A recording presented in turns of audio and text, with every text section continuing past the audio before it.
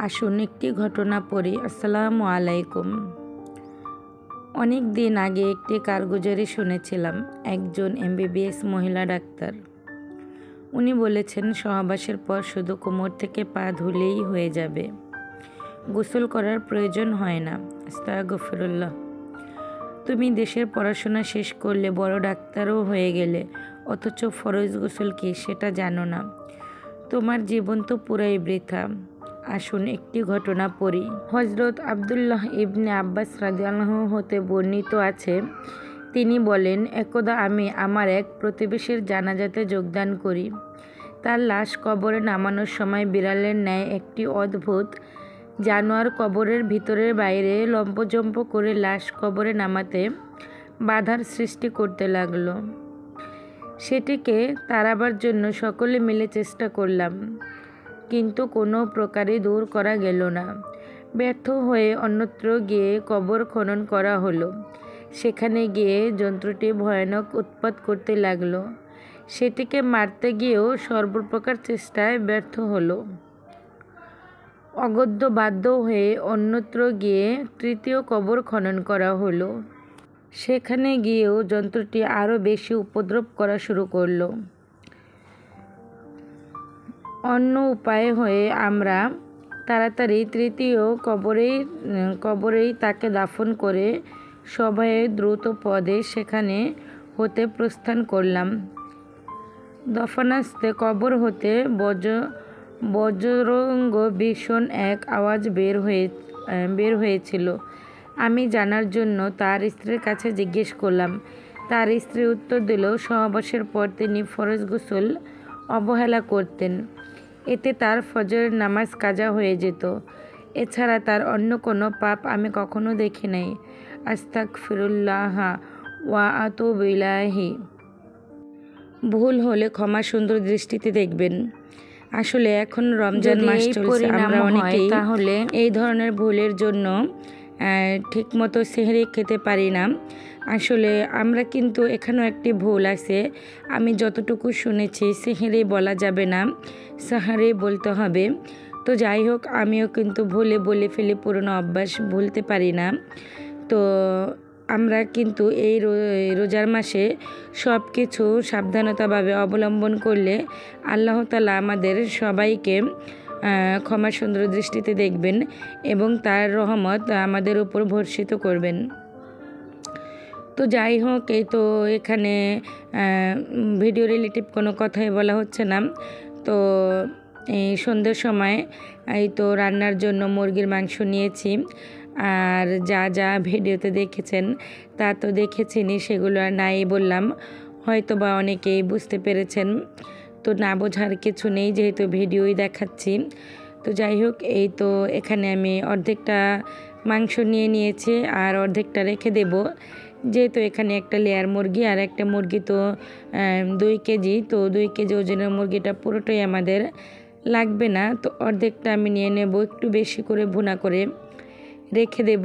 আর ভুনা বলতে ভুনা না, আলু দেওয়া হবে। আপনাদের ভাইয়া আবার মুরগির মাংস হোক বা গরুর মাংস হোক, আলুটা বেশি পছন্দ করে। আর আমার কাছে আবার ভুনা টাইপের মাংসটা একটু বেশি ভালো লাগে। তো এক একজনের এক এক রকমের পছন্দ।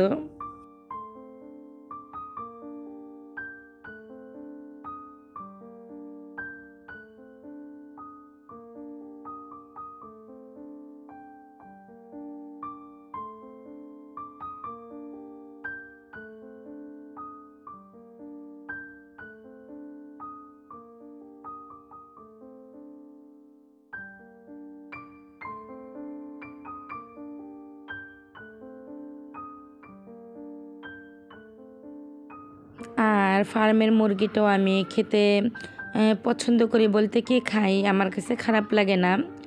কিন্তু আপনাদের ভাই একদম খেতেই চায় না, সেজন্য এখন আর কি বেশিরভাগই এই তো এই লেয়ার মুরগিটা আনা হয়। আর এই তো এই যে লাল আলুগুলো, আমি না এই লাল আলু আর কখনোই খাইনি, এবার প্রথম এনেছি। এই লাল আলুগুলো খেতেও কিন্তু বেশ ভালো লাগে।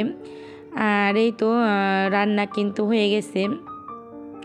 সাহারির জন্য রান্না আর সন্ধ্যা রাতের জন্য রান্না, একই রান্না। তো যাই হোক, এখানে আজকে ইফতারে একদম সাদামাটা, একদম গরিবিয়ানা, আমাদের গরিবের ইফতার। তো এখানে নিয়ে নিয়েছি হচ্ছে গিয়ে চিরা। তো আপনাদের ভাইয়া চিরা দিয়ে ইফতার করবে বলল। এই তো চিরাটাকে আমি ভালো করে ধুয়ে নিতেছি, আর অবশ্যই ধুয়ে নিতে হবে, কারণ চিরাতে কিন্তু প্রচুর পরিমাণে মানে ধুলোবালি থাকে। আর এই তো এখানে নিয়েছি আখের গুড়। এই আখের গুড় দিয়ে আর চিরা দিয়ে উনি খেতে চেয়েছে। আসলে এটা না অনেক আগের মানুষরা মানে খেতে পছন্দ করতো, ওনাদের কাছে ভালো লাগে। তো আমি কখনো এভাবে খাই না, আমার কাছে ঠিক তেমন ভালো লাগে না। যদি দই চিরা হয় তাহলে সেটা আমার কাছে বেস্ট। তো যাই হোক, এই তো চিরা আর গুড় দিয়ে দিয়েছি। আর এই তো এখানে হচ্ছে গিয়ে ইফতারির জন্য আর কি টুকিটাকিভাবে যতটুকু যা প্রয়োজন রেডি করছে। আসলে প্রতিদিন ইফতারিতে ভাজা পোড়া আমার একদমই পছন্দ না। আমি বেশিরভাগই একটু ফল আর এই তো 2 গ্লাস শরবত, এটা দিয়ে আমার ইফতারিটা আমি করে ফেলি। তো আপনাদের ভাইয়া প্রতিদিন ইফতারি করতে আসে না, উনি ওনার কাজের জায়গাতে ইফতারি করে। তো ইফতারিটা আমাকে একাই করতে হয়। আজকে উনি বাসায়, তাই আজকেও সাদামাটা ইফতারি হবে। তো শুক্রবারে আর কি একটু ভাজা পোড়ার আয়োজন করি, কারণ দেখা যায় সপ্তাহে 2-1 দিন একটু ভাজা পোড়া হলে মন্দ হয় না, ভালোই লাগে। আর এই তো এই গুড়গুলো মানে শরবত বানাতে আমাকে একদম অপ্রস্তুত করে তুলছে।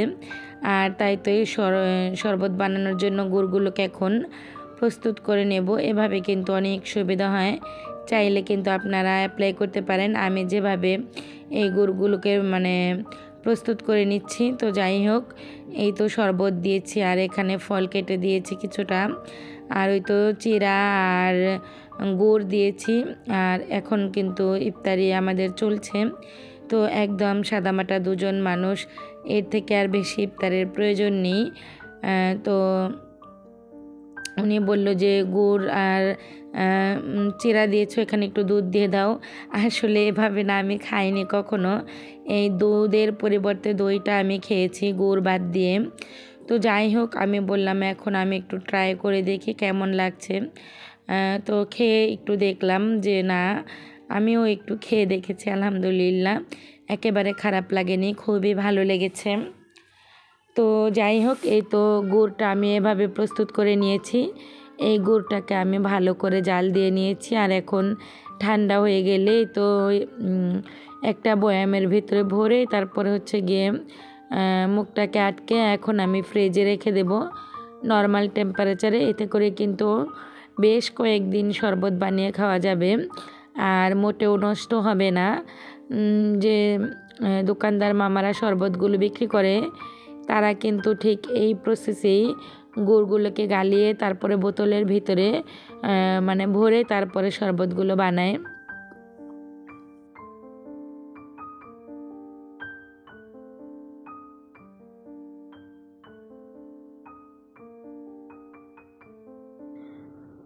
এই তো চিনি শেষ হয়ে গেছে, আসলে চিনিটা বেশি খাওয়া হয় না, চিনি তো আমার জন্য একদম শত্রু।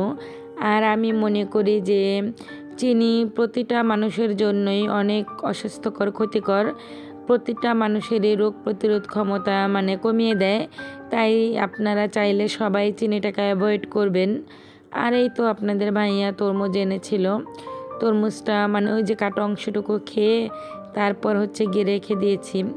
তরমুজটা দেখতে যতটা লাল, ঠিক খেতে তার চেয়েও অনেক অনেক মিষ্টি। আসলে তরমুজটা কিনে আপনাদের ভাইয়া জিতেছে, আর যদি মিষ্টি না হতো তাহলে কিন্তু একদমই ভালো লাগতো না। তো যাই হোক, একটু আঁকাবাঁকা স্টাইলে তরমুজটাকে কেটে নিচ্ছি। এটা হচ্ছে গিয়ে ইফতারির অনেক পরে। তো আপনাদের ভাইয়াকে যে তরমুজ দেব সেটা আমার একদমই মনে ছিল না। তো যাই হোক, এখন ওই যে বললাম একটু আঁকাবাঁকা স্টাইলে তরমুজটাকে কেটে নিচ্ছি। তো আপনারা যারা এখনও লাইক দেননি, ভুলে গেছেন, প্লিজ লাইক দিয়ে ভিডিওটি শেষ করার অনুরোধ রইল। আর আপনারা যারা যারা এবছর তরমুজ খেয়েছেন, তরমুজটাকে মিষ্টি হয়েছে নাকি সেটা অবশ্যই কমেন্ট করে জানাবেন। তো আজ এ পর্যন্তই, সবাই ভালো এবং সুস্থ থেকো। আল্লাহ হাফিজ মাই লাভলি ভিউয়ার্স। আসসালামু আলাইকুম ওয়া রাহমাতুল্লাহি ওয়া বারাকাতুহু।